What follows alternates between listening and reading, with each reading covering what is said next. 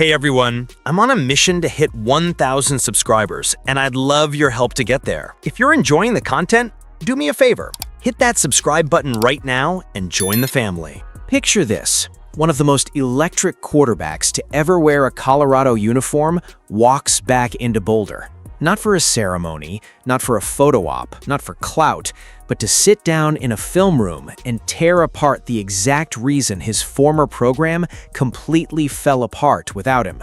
No cameras needed, no announcement, just Shedeur Sanders, a film session, and a hard truth that nobody in that building was ready to hear. And Julian Lewis, he was locked in on every single word. This isn't just a feel-good mentorship story. This is about a quarterback who built something extraordinary, watched it crumble the moment he left, and came back on his own time during his own NFL competition to show the next guy exactly where everything went wrong. What he revealed in that film room wasn't just a minor technical detail. It was the core flaw, the hidden crack in the foundation that turned a 9-win program into a 3-win disaster almost overnight. And once you understand what Shedeur actually said and why it matters so much at this level, you'll never look at Colorado's 2025 season the same way again. So let's get into it, because what went down in that film room is one of the most compelling stories to come out of college football this entire offseason. When Bleacher Report first confirmed that Shedeur Sanders had made his way back to Boulder, the reaction across college football was genuine surprise. Not because it was strange for a former player to visit his old program. That happens all the time. The shock came from the timing in the circumstances surrounding the visit. Shedeur is currently in the middle of one of the most intense quarterback competitions in the NFL. He's fighting for the Cleveland Browns starting spot, going head-to-head with Deshaun Watson, a former franchise quarterback with over $100 million in guaranteed money on his contract. Every single day of preparation matters. Every rep counts, every film session, every throw, every meeting with the coaching staff. It all feeds into a decision that could define the early years of Shedeur's professional career. This is not a moment where most quarterbacks are thinking about anyone other than themselves. And yet, he stopped everything. He left the UNLV practice complex where he'd been grinding through his own workouts, drove up to Boulder, walked into the Colorado facility, and sat down with Julian Lewis, Isaac Wilson, and the rest of the QB room to break down film and deliver a lesson that none of them were going to get anywhere else. Think about what that actually means for a second. We've seen plenty of former college stars come back to their programs. They wave at the crowd during a game, shake hands with the head coach, maybe throw a ball around with some of the younger guys during an open practice. That's the standard playbook. What Shedeur did was something entirely different. He came back specifically to work, specifically to teach, and specifically to address a problem that he had clearly been watching from a distance and couldn't stop thinking about. That kind of intentionality tells you everything about who Shedeur Sanders actually is as a football mind. Because this wasn't a casual drop-in. He had watched Colorado's 2025 season unfold from the outside. He had seen the numbers, he had seen the results, and he had apparently identified exactly what was going wrong, and he wasn't going to let it continue without saying something about it. The man who set merchandise records, who posted a 9-4 record with a program that had been struggling for years before his father arrived, who earned the title of the most accurate passer in college football. That man took time out of his own NFL preparation to come back and help fix what he helped build. And what he found when he got there told a story that cuts right to the heart of why Colorado's season went so sideways so fast. Before we get into the specific flaw Shedeur identified, it's worth sitting with that record for a moment. 3 wins, 9 losses, for a program that just 2 years earlier was one of the most talked about stories in all of college football. When Shedeur Sanders was under center for Colorado, the Buffaloes went 9-4. They were appointment television. They were the team that casual fans tuned in to watch even if they had zero connection to the program. The energy Deion Sanders brought to Boulder, combined with what Shedeur was doing on the field, turned Colorado into a genuine phenomenon. They weren't just winning games, they were generating the kind of national attention that Power 5 programs spend decades trying to manufacture. Then Shedeur left for the NFL draft, and everything that had been built, everything that had been carefully constructed over 2 seasons, came apart in brutal fashion. 3-9 is not a minor regression. 3-9 is a collapse. It's the kind of record that raises serious questions about the roster, about the scheme, about the coaching adjustments, and most importantly, about the quarterback position. Because the quarterback position is the engine of everything in modern football. When that position performs, teams win. When it struggles, teams lose. And when the quarterback doesn't have the tools to manage the offense effectively, the problems multiply fast, and they multiply in ways that are really difficult to diagnose from the outside. But Shedeur, watching from a distance, apparently figured it out, and when he walked into that film room, he was ready to put it on the board for everyone to see. What he pointed to wasn't about arm talent, it wasn't about athleticism, it wasn't about the playbook being too complicated or the defense giving up too many points. The flaw he exposed was something more fundamental, more invisible to most observers, and more devastating when it's absent: read progression and receiver discipline.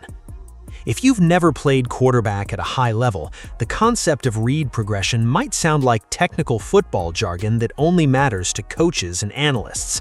But the reality is that read progression is the entire foundation of how a quarterback processes a game in real time. And when it breaks down, everything around it breaks down too. Here's the simplest way to understand it. Before the snap, a quarterback scans the defense and identifies what coverage they're likely to see. He has a mental map of where every receiver is running, which route combination is designed to attack which coverage, and which receiver he's going to look at first, second, and third based on how the defense reacts after the ball is snapped. That sequence, that ordered mental checklist he runs through in the 2 to 3 seconds he has before the pocket collapses, is his read progression. Now here's where it gets complicated. That entire mental checklist is built on one assumption, that every receiver is going to run their route exactly the way it was designed. The route combinations that offenses use aren't random, they're geometric. They're designed so that when receiver A runs a certain pattern, it clears space for receiver B, which in turn creates a window for receiver C if the defense rotates. Every piece depends on every other piece running correctly. It's a machine with a lot of moving parts, and every single part has to function properly for the machine to work. When a receiver runs a sloppy route, takes a wrong angle, doesn't hit the correct depth, breaks too early or too late, the entire geometry of the play collapses, and the quarterback, who has been processing the coverage and moving through his reads based on where he expects each receiver to be, suddenly finds himself looking at a picture that doesn't match the one he had in his head. His eyes go to where his first read should be, the receiver isn't there. He moves to his second read, something's off there too. Now the clock in his head is counting down, the pass rush is getting closer, and he's making a decision based on incomplete information. That's what Shedeur identified, and his words in that film room made it painfully clear. He broke it down in a way that any quarterback could understand.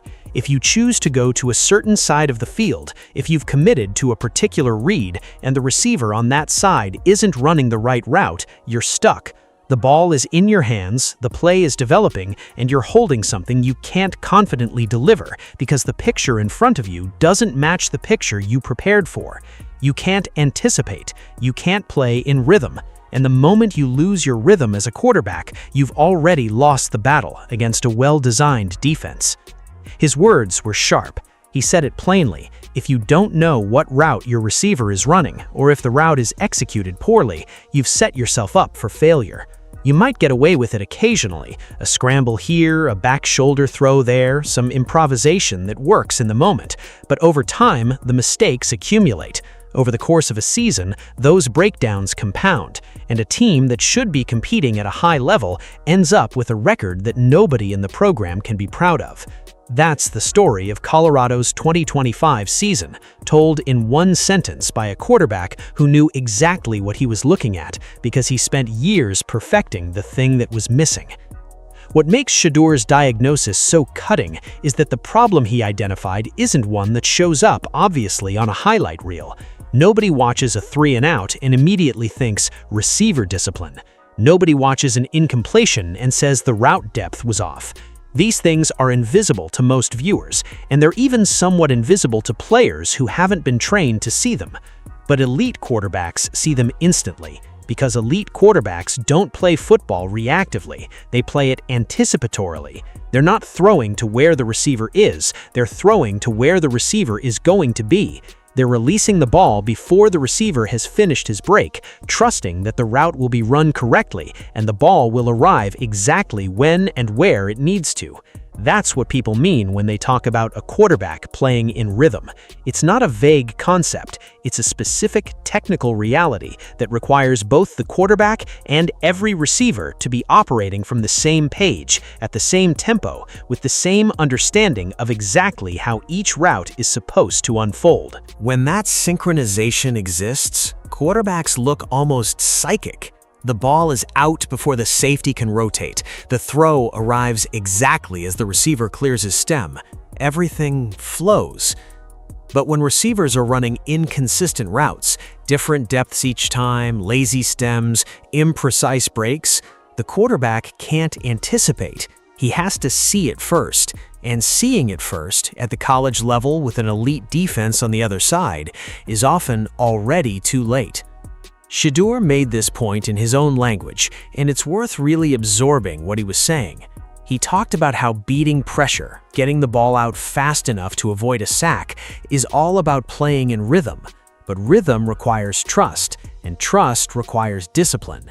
If the receivers aren't running their routes with precision, the quarterback can't trust what he's seeing, which means he can't play in rhythm, which means he can't beat pressure the way the offense needs him to. This is how a team ends up losing winnable games, not because the quarterback doesn't have the arm, not because the receivers can't get open, but because the machine isn't running together, and the cumulative effect of all those small disconnections adds up to a 3-9 season that nobody saw coming.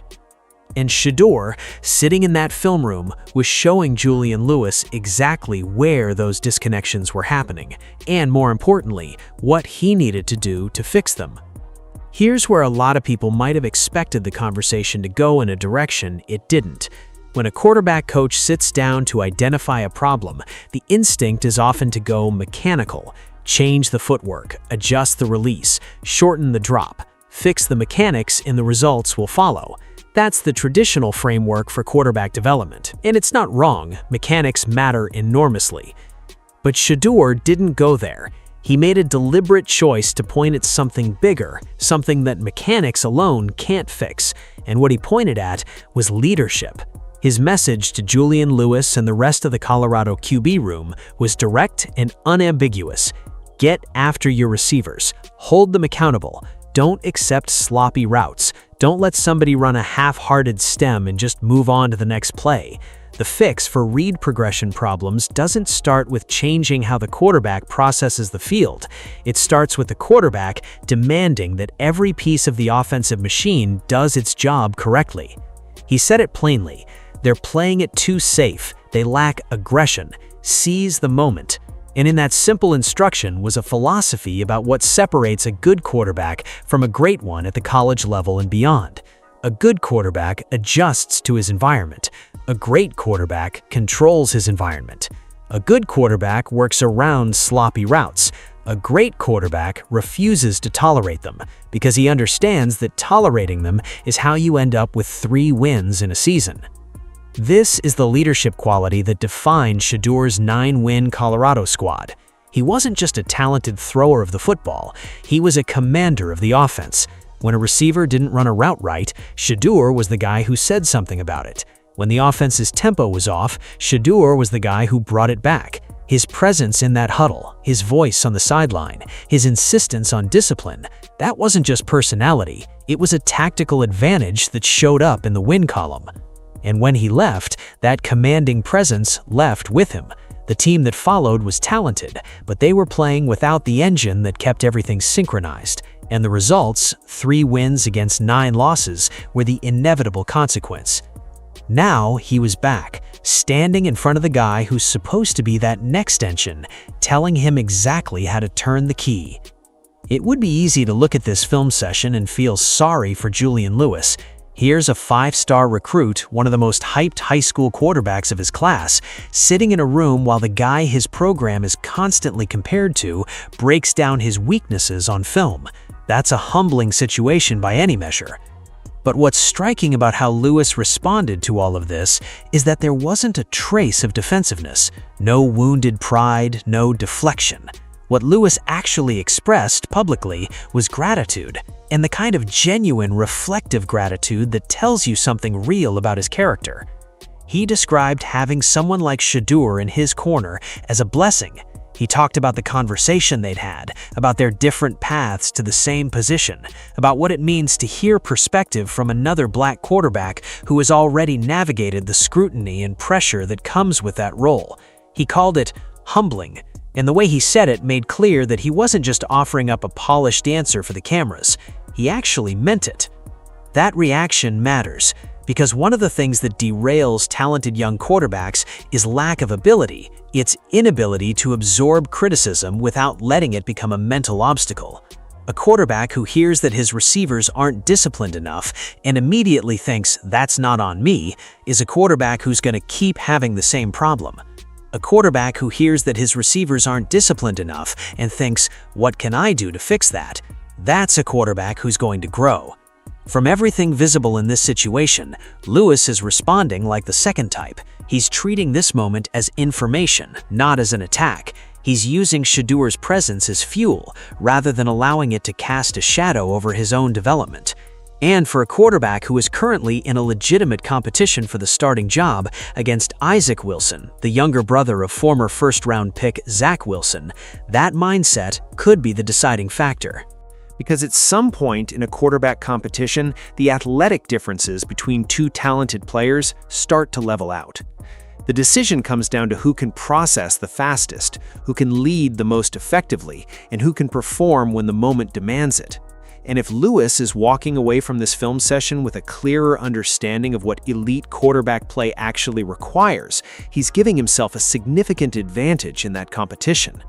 Beyond the receiver discipline conversation, Shedeur went deeper. He walked the Colorado quarterbacks through the kind of pre-snap processing that separates players at the NFL level from players who top out in college. And the depth of what he was describing, what he was asking them to do mentally before the ball is ever snapped, was genuinely advanced. He talked about the layers of information a quarterback has to absorb before the play begins. It's not just identifying man coverage versus zone, it's reading the specific leverage of each corner. It's tracking where the safeties are positioned and anticipating where they're going to rotate based on the motion or formation the offense shows. It's understanding what the defensive coordinator is trying to take away and having an answer ready before the snap count. And then there's the real-time adjustment layer on top of all of that, because defenses don't just hold their positions, they stem, they shift, they disguise. A coverage that looks like one thing pre-snap can reveal itself as something entirely different a half second after the ball moves. The quarterback has to be processing all of that information continuously, updating his picture frame by frame, and making a decision under pressure in a window that is often less time than it takes to read a sentence. Shedeur's point was this: you have to listen to what the coaches are telling you in the game plan, absorb every schematic detail, but you also have to feel the game as it's happening, the real vibe, as he put it, the energy of the defense, the tendencies you're picking up as the game unfolds, because no game plan survives contact with the opponent perfectly intact. A quarterback who can only execute what was drawn up in the meeting room is a quarterback who gets exposed when the defense does something unexpected. A quarterback who can process what's actually happening in real time and adjust on the fly. That's the quarterback defenses can't game plan against. That distinction between executing plays and reading games is what made Shedeur the most accurate passer in college football. It's not that he threw perfectly every time, it's that he rarely put himself in a position to make a bad throw because he was reading the field ahead of the moment, rather than reacting to it after the fact. And that's exactly the quality he was trying to impart to a room full of young quarterbacks who are still learning to see the game at that speed.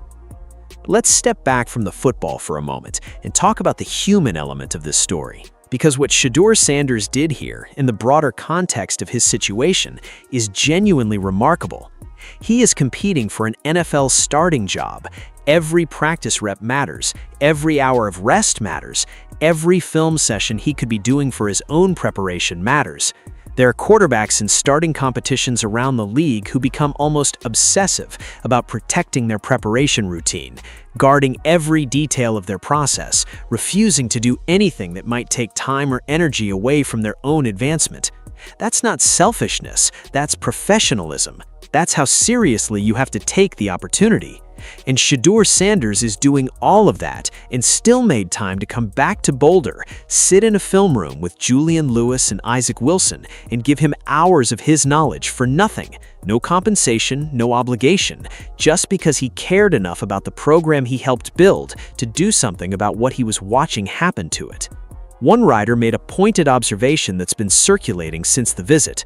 Nobody can name another former Colorado quarterback who came back to coach up the current room. Not like this, not in a meaningful, substantive, football intelligent way.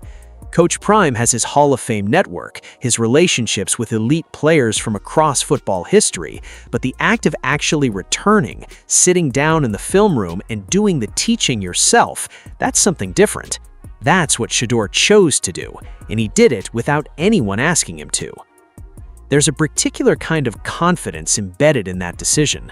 Most players in a fierce starting competition would be reluctant to spend any bandwidth on someone else's development, not because they're bad people, but because the focus required to perform at the NFL level is intense and the margin for distraction is thin.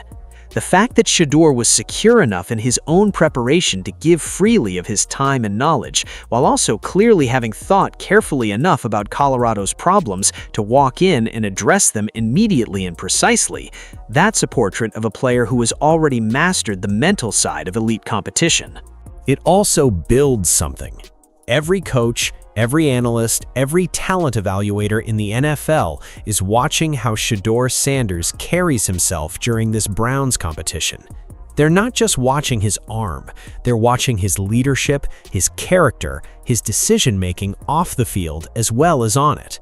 And what he showed with this Boulder visit, the willingness to mentor, the generosity with his knowledge, the security in his own ability, that's the kind of thing that follows a player throughout a career.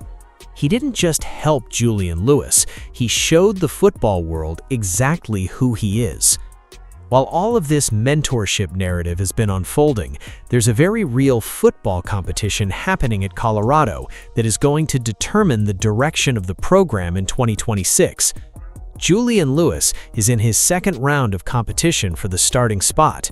He came in as one of the most recruited quarterbacks of his class, 5 stars, enormous expectations, a player that Colorado fans were genuinely excited about the moment he committed to the program.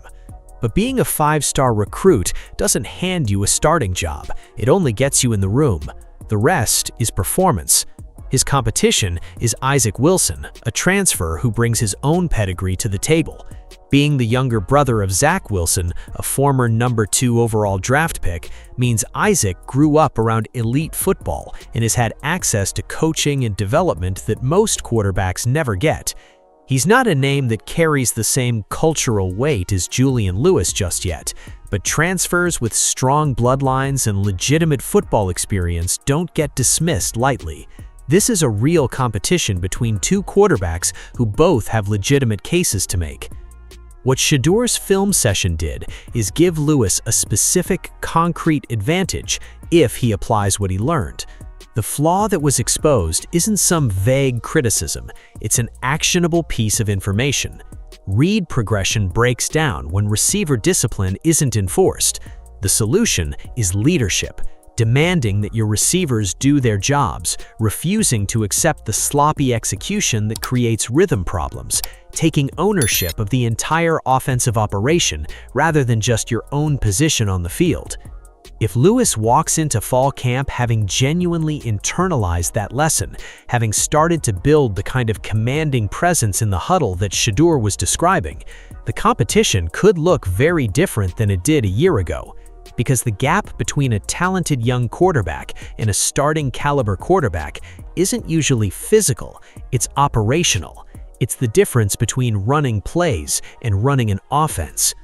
Deion Sanders hasn't made the starting quarterback call yet, and there's a reason for that. He's watching, he's evaluating, he's waiting to see who actually grows during this offseason period, and who comes into the season having genuinely made the leap to the next level. The player who shows up demonstrating what Shedeur tried to teach, commanding his receivers, processing the field before the snap, playing in rhythm rather than reacting, that player is going to win this competition. And right now, Julian Lewis has the most direct line to that knowledge. The question is what he does with it. Zoom all the way out for a moment and look at what this story is really about at its core. It's about a program that reached heights nobody expected, then fell to depths nobody wanted, and is now in the process of trying to figure out how to climb back up. Colorado under Deion Sanders has never been a story about steady, quiet development. It's always been a story about bold bets and high drama in enormous stakes and the kind of attention that most college football programs can only dream about. That energy brought Shedeur Sanders, brought Shiloh Sanders, brought national television games and recruiting classes and a spotlight that Colorado hadn't seen in decades. But spotlights don't win football games, players do. And when the player who was most responsible for converting that spotlight into actual victories left, the gap he left behind was not adequately filled. 3 wins and 9 losses is the evidence. Now the program is trying to rebuild. Deion Sanders is coaching, Julian Lewis and Isaac Wilson are competing, and the quarterback who built the foundation came back on his own time to try to give the next generation the tools they're going to need. The most honest assessment of this situation is that nobody knows yet whether it will work. One film session, no matter how good, doesn't guarantee a turnaround. Leadership can be taught in principle, but it has to be performed under pressure before you know if a player actually has it. Receiver discipline is a habit that has to be built through repetition over months, not hours. All of that work still lies ahead. But what Shedeur Sanders gave Julian Lewis and the entire Colorado quarterback room was something invaluable, a precise diagnosis from someone who had already solved the problem. Most young quarterbacks spend years trying to figure out why they're not performing the way they know they're capable of. Lewis now has a map. He knows where the flaw is, he knows what the solution looks like, and he has the perspective of the most successful player in the program's recent history as the source of that knowledge. That's not nothing. That's actually a significant head start. What happens next, whether Lewis applies the lesson, whether the receivers develop the discipline required, whether Colorado can build a coherent offensive identity going into 2026, that's still unwritten.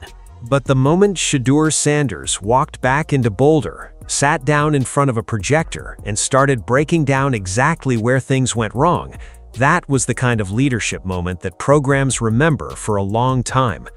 That was someone who cared more about what was right than what was convenient. That was someone who built something, watched it get torn down, and refused to just move on without doing something about it. That's the quarterback the Browns are evaluating. That's the mentor Julian Lewis got access to. And that's the story that college football is going to be talking about for a long time. Not because it was flashy, but because everything about it was real. The flaw was exposed, the solution was delivered, the path forward has been laid out. Now all that's left is to see who actually walks it.